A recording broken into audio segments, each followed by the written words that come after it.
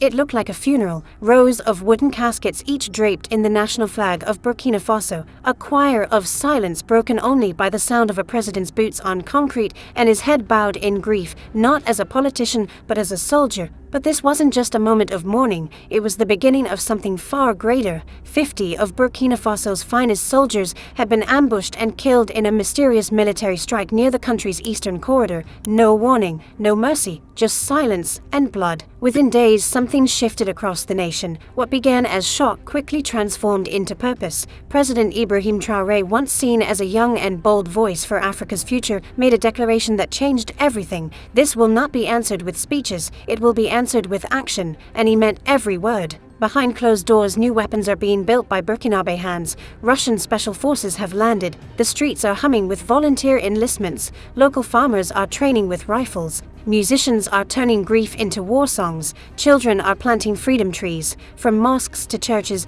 people are praying for one thing: sovereignty. This is no longer a revolution of words. This is a war for dignity. And here's the question: has Africa finally reached the moment where it refuses to kneel, even if it means standing alone? If you've ever wondered what it takes for a nation to rise from ashes and claim its place on the global stage, this story will show you. And by the end, you may find yourself asking, what would we do if it were us? Please like, share, and subscribe if you believe that sovereignty is not a gift, but a right that must be defended. It began just before dawn. A military base tucked along Burkina Faso's eastern corridor, usually quiet and secured, was jolted awake by a barrage of explosions. Witnesses said the sky lit up before the sun had a chance to rise. The attack was brutal, sudden, synchronized, and devastating. Within minutes, over 50 Burkinabe soldiers lay dead. Communications had been jammed, surveillance drones were disabled, backup forces were blocked. The base was overwhelmed before anyone knew what was happening. It was, by all definitions, a surgical strike,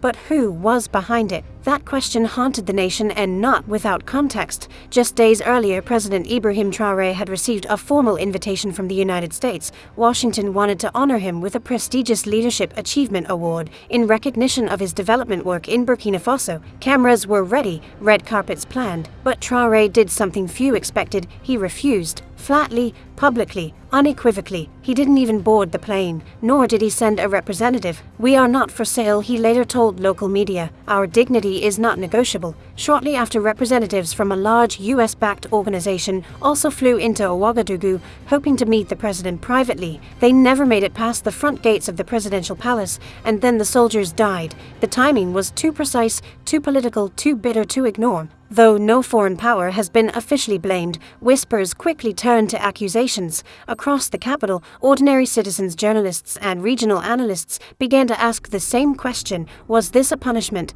Posters of the 50 fallen men were printed and plastered across walls in every province. The flags were lowered, schools suspended classes, government offices stood still in mourning. But beneath the sorrow, something deeper was stirring, not fear, but defiance. President Traoré, a former captain himself, attended the mass funeral in full military uniform. He didn't speak from a podium. He stood among the mothers, the widows, and the soldiers. He wept openly. He knelt at each coffin, and then he left quietly, not to grieve, but to prepare. That same week, a team of engineers and young graduates were quietly escorted into a previously abandoned facility just outside the capital. Once a simple repair depot, it was now being transformed into something else entirely: a domestic weapons plant, secretive, fortified, and completely Burkinabe controlled. Inside, teams began constructing long-range unmanned aerial vehicles, drones, not imported, not donated, built from scratch using blueprints drawn up by local minds and supported by allied partners.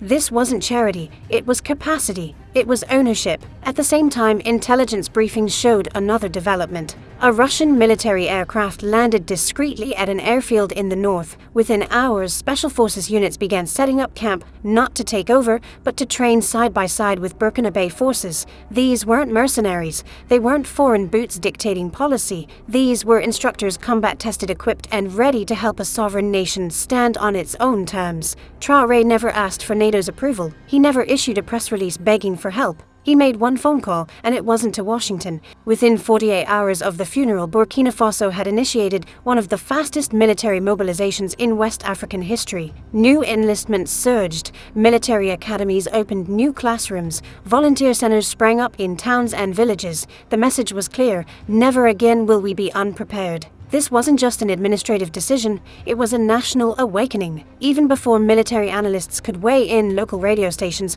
were broadcasting community updates on enlistment drives. Women's groups were organizing food supplies for soldiers. Elders were donating land for training camps. Teachers rewrote mourning pledges at schools to include the names of the fallen. It was no longer about 50 men. It was about an entire nation, about an entire generation saying enough. And this was just the beginning. In a dusty compound near the outskirts of Ouagadougou, something unprecedented was taking shape. Behind guarded walls, beneath the hum of generators and the clang of metal, Burkina Faso was building its own missiles. Not imported, not gifted, built from scratch. Young engineers, many still in their 20s, worked side by side with former military officers and university instructors. Their mission was simple: create a defense system that would ensure the nation would never be caught off guard again. They called it Operation Kupulgo, named after a word in Mooré meaning the shield of the people. But it was more than a military operation. It was a philosophy, a total transformation of how the nation saw itself. No longer just a state, now a citadel. Traoré knew that retaliation didn't have to mean reckless strikes or symbolic shows of force. It meant building something that would last longer than any missile: discipline, self-reliance, and unity. So while drones were being assembled in secret, a much louder movement was growing above ground. Across the country, enlistment centers overflowed with young men and women. Many had never held a rifle. Some didn't even know how to read. But they came with conviction in their hearts and fire in their eyes. Communities rallied around them. Local chiefs donated land for training. Farmers brought grain. Artisans volunteered to build barracks and latrines. Elders shared knowledge of the terrain. And most powerfully, women led the chants. In the town of Kaya, a group of mothers who had lost sons in the attack organized what they called the March of the Matriarchs. Dressed in black and red, they walked barefoot through the city, chanting old warrior songs and raising wooden staffs as symbols of memory and resolve. Their message was not vengeance, it was readiness. "We do not hate," one of them said, "but we will not be helpless," and neither would their children. In primary schools, teachers began holding daily sovereignty circles where students learned the names of the fallen, the history of Burkina Faso's struggle, and the meaning of national defense. In many classrooms, children planted saplings in the yard, each one named after a soldier. The arts responded just as powerfully. Street murals now bore the faces of the 50 fallen soldiers, not as victims, but as guardians. Local musicians turned funeral prayers into marching hymns. In marketplaces, radios played songs with lyrics like, "We bury the dead with our tears, but we rise with our hands." Traoré didn't issue orders from a marble balcony. He walked among the people, visiting training camps, inspecting drone prototypes, and meeting with village elders. His speeches weren't written by publicists. They were responses to the people's own words. And then came the most decisive move yet. Traoré announced that $300 million previously earmarked for international development grants and foreign partnerships would be redirected into domestic military innovation. No more dependency, no more waiting for outside approval. Burkina Faso would fund its own security, develop its own doctrine, and protect its own people with its own hands. Critics abroad called it reckless. Traoré called it necessary. Alongside this, he ordered the establishment of 13 national preparedness centers, one in each region. But these were not traditional military barracks. These were people's academies, training centers for civilians. There, young volunteers didn't just learn how to shoot. They studied African history, revolutionary theory, ethics, and the responsibilities of self-defense. Each participant received a single message inscribed above every entrance: sovereignty begins in the mind. But it didn't stop there. Traoré also introduced a new national curriculum for secondary schools that included courses on national resilience, foreign interference, and local governance. In universities, new departments on cyber defense and strategic communications were created, often taught by Russian and Malian instructors brought in under new defense cooperation agreements. Burkina Faso was not just preparing for war, it was preparing for permanence, and it was no longer alone. Russian military instructors became regular fixtures at joint training drills, not commanding, but collaborating. They helped rewrite outdated manuals, adapted strategies for drone warfare, and introduced tactics for countering psychological operations. Their goal wasn't to dominate, it was to transfer knowledge. According to military insiders, 5 Burkina drone squadrons were under development, with some already conducting live surveillance over high-risk zones. These weren't symbolic units. They were real, operational, and locally commanded. By this point, even the most skeptical international observers had to admit Burkina Faso was not bluffing. The question wasn't whether the retaliation was coming, it was already here in the minds, hands, and hearts of the people. And as one elderly villager told a journalist while handing his walking stick to a local guard, "If they try again, we won't be afraid. We'll be ready." What happens when a nation refuses to be broken? In Burkina Faso, the death of 50 soldiers didn't fracture society. It forged it. Something rare and difficult to define began to stir, not just in the capital, but in the hills, the markets, the mosques, the shrines, and the fields. A new kind of citizenship was being born. At first it was small gestures. A farmer offered his harvest to the local training center. A retired teacher volunteered to give literacy lessons to new recruits. A Christian pastor and a Muslim imam joined hands and led a prayer for national unity in the central square. But soon these gestures became waves. In the city of Bobo Dioulasso, a group of high school students began a program called Guardians of the Red Line. They met every evening after class to study military strategy, African liberation history, and first aid. Their goal wasn't to become soldiers. Their goal was to become conscious citizens, ready to defend their country, not only with weapons, but with wisdom. In Ouahigouya, a women's collective started manufacturing uniforms and first aid kits using recycled fabrics. One of the organizers, a mother of 3, said, "This is our way of holding the line. Not all of us carry rifles, but all of us carry responsibility." What emerged was more than defense. It was ownership. Government officials noticed. For the first time in decades, local mayors were holding open assemblies to listen to their communities. Military officers were sent to villages, not only to train but to learn to hear from elders about regional threats and terrain knowledge. New legislation was drafted to formalize the role of civilian auxiliaries in national defense, not as militias, but as recognized extensions of the republic. And perhaps most critically, the education system was rewritten. President Traoré authorized the creation of a national civic intelligence curriculum to be taught in every secondary school. It included subjects like foreign interference, historical resistance movements, media literacy, and local governance. The goal wasn't to indoctrinate, it was to vaccinate the youth against manipulation. This wasn't the kind of patriotism taught through flags and anthems, it was the kind that teaches a child how to recognize when their sovereignty is being stolen. The spiritual dimension of the crisis also deepened.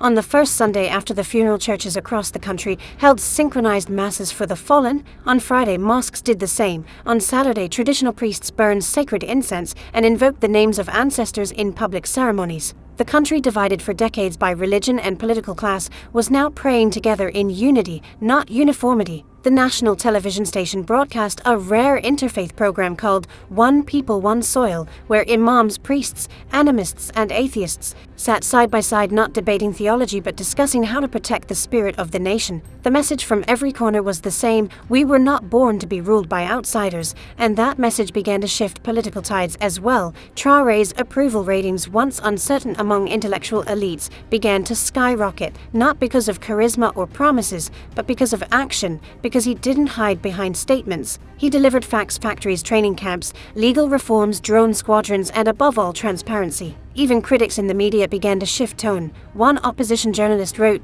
"You can disagree with the man, but you cannot deny the movement." International NGOs, once seen as saviors, now faced hard questions from local communities. "Why did you go silent after the attack?" villagers asked. "Why do you call for peace only when we defend ourselves?" It was not rage, it was revelation. The African Union, under mounting pressure from citizens across the continent, was forced to acknowledge the situation, albeit too late and too soft for many Burkinabe to accept. The people had already moved on. They were no longer waiting for permission to act sovereign. Perhaps the most symbolic moment came weeks after the attack, when a group of orphans, all children of the fallen soldiers, visited the presidential palace. President Traoré didn't give them medals or money. He gave them a promise. "Your fathers gave their lives. We will build a country where you never have to." And then he knelt, not in weakness, but in vow. In that moment, Burkina Faso ceased to be just a country reacting to tragedy. It became a country rebuilding itself through it, not from top-down policies, but from a bottom-up conviction that never again will sovereignty be a theory, it will be a lived, practiced, and protected reality. It was not a protest, it was not a speech, it was the beginning of a new national contract written not in ink, but in blood breath and unwavering belief. In Washington, the silence didn't last long. Think tanks across the capital scrambled to release emergency briefings on the situation in the Sahel. News anchors who once praised Traoré's leadership as youthful and refreshing began using a new set of words: radical, anti-Western, dangerous. The narrative had changed almost overnight. Diplomatic channels lit up behind the scenes. Several ambassadors from NATO countries quietly requested meetings with Traoré. They came not with accusations but with offers: intelligence sharing, financial incentives, technical cooperation, all carefully worded, all conditional. The message was implicit: we can help if you come back into the fold. But Traoré didn't flinch. His answer, reported by insiders, was as short as it was final: Burkina Faso is not for sale. That refusal didn't just rattle foreign embassies, it embarrassed them, because for decades the playbook had worked: carrots and sticks diplomacy wrapped in dollars. But not this time. Meanwhile, Western media intensified their scrutiny. French outlets ran exposés on Traoré's background, questioned his legitimacy, his youth, even his mental health. Editorials asked if Burkina Faso was sliding into authoritarianism, ignoring the voices of millions of Africans calling it sovereignty. Russia, by contrast, didn't hold back. Kremlin spokespersons openly praised Traoré's courage, calling him a symbol of modern African defiance. Russian state media showcased Burkina Faso's drone program, training drills, and national mobilization as a model for post-colonial resilience. China, more cautious, expressed concern about the destabilization of West Africa, but quietly opened back-channel discussions with Ouagadougou, reportedly to explore future trade and infrastructure deals outside the Western sphere of influence. And the African Union, its silence became deafening. Weeks passed before any official AU statement appeared, and when it did, it was vague, generic, and politically neutral. For many Burkinabe, this wasn't diplomacy, it was betrayal. Hashtags began to trend across West African platforms: Africa for Traoré, not another puppet. From Mali to Niger to Ghana, young Africans voiced their frustration not just with Europe or the US, but with their own institutions. It was no longer about colonialism, it was about complicity. As embassies in Ouagadougou increased their security and some foreign staff began quietly returning home, one thing became clear to the world's most powerful nations: this wasn't just a rebellion, this was a reordering, and they weren't in control of it. This story didn't begin with politics, it began with silence. The silence of a military base just before dawn, the silence of a nation bowing its head before 50 fallen soldiers, and then the silence broke. What followed wasn't a speech or a press release. It was something far more profound: a people long dismissed as poor, weak, and dependent choosing to stand, not with anger alone, but with structure, courage, memory, and clarity. In the heart of West Africa, a doctrine is being written not by generals in foreign war rooms, but by teachers, farmers, mothers, and artists, by children planting trees for the dead, by engineers building missiles with bare hands, by elders handing over land to train a new generation. And at the center of it all, one man stands: Ibrahim Traoré, not above the people, but among them. Whether the world accepts it or not, a new message is echoing across the continent: we will not be threatened, we will not be bought, we will never be unprepared again. But let us not be naive. The price of sovereignty is high, and the forces that oppose true independence, economic, military, informational, are vast and well-funded. They have ruled for centuries, not because they are wise, but because they are afraid of a world they cannot control. And now that fear is growing, because Burkina Faso, a nation they once ignored, is setting an example that others may soon follow. So we ask you, our viewers, is this the beginning of a new African century, or the beginning of a new global struggle over who controls it? Can we continue to trust President Ibrahim Traoré to lead this path, or should a new generation carry it forward? And most importantly, what would you do if it were your soil, your sons, your sovereignty on the line? If you're watching from the United States, know this is not a foreign crisis. This is a mirror. It asks us, what does freedom mean if we deny it to others? Please subscribe if you believe that dignity must never be negotiated. Share this story if you believe that what's happening in Burkina Faso deserves the world's attention. And comment below, because your voice matters more now than ever. The next chapter is being written now. Let's not miss it.